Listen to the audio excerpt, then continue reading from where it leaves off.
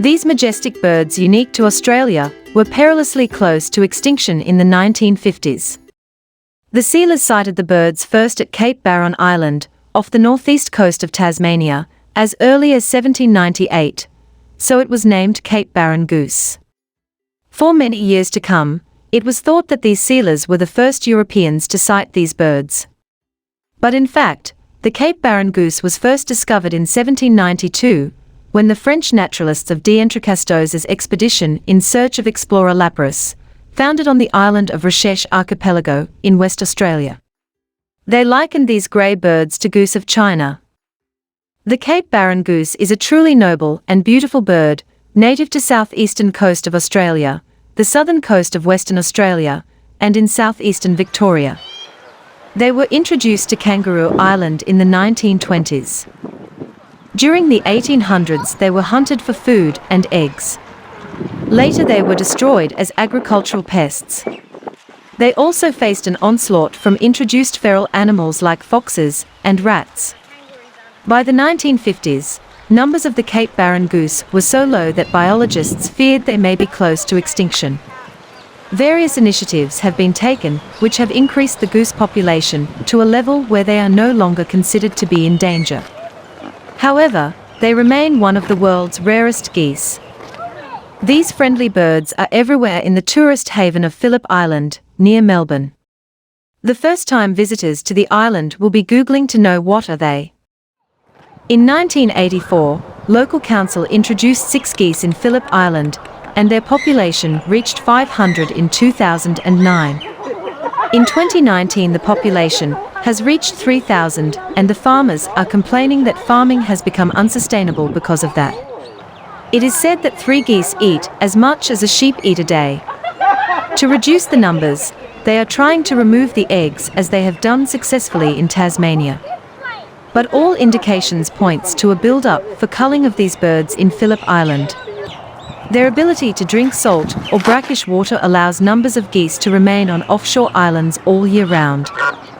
In Tasmania, the geese are served in restaurants while permits to shoot and eat them were made available in South Australia in 2000.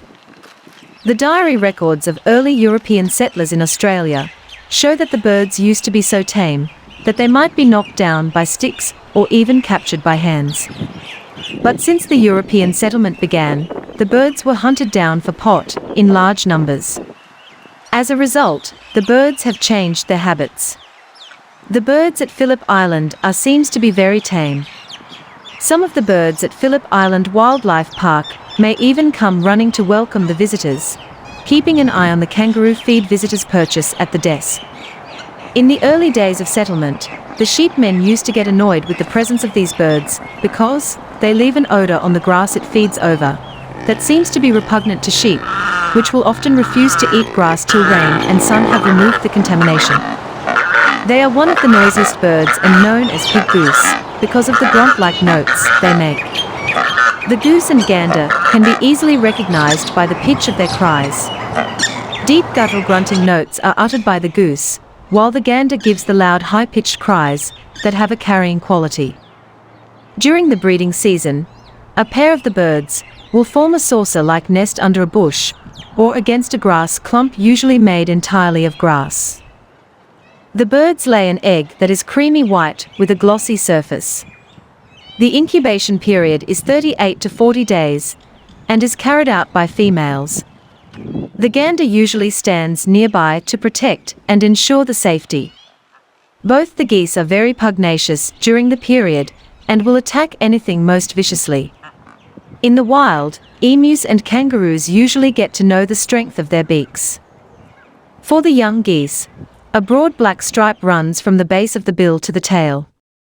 Then come 2 white stripes and 2 black stripes again. The underparts are creamy white. It takes more than 6 months for the birds to loose their baby feathers. The adult plumage has shades of grey ornamented with dark brown eye-like spots on the wing feathers, and a yellow wax-like shield above the base of the beak. It has striking green bills and red legs. Although web-footed, they are seldom seen on the water, but feed always on island grasses. The bird is more terrestrial than aquatic.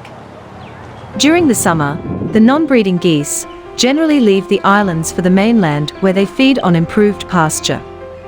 The Cape Barren goose is 75 to 100 centimeters long, weighs 3 to 7 kilograms, and has a 150 to 190 centimeters wingspan. Males are somewhat larger than females. This bird feeds by grazing and rarely swims.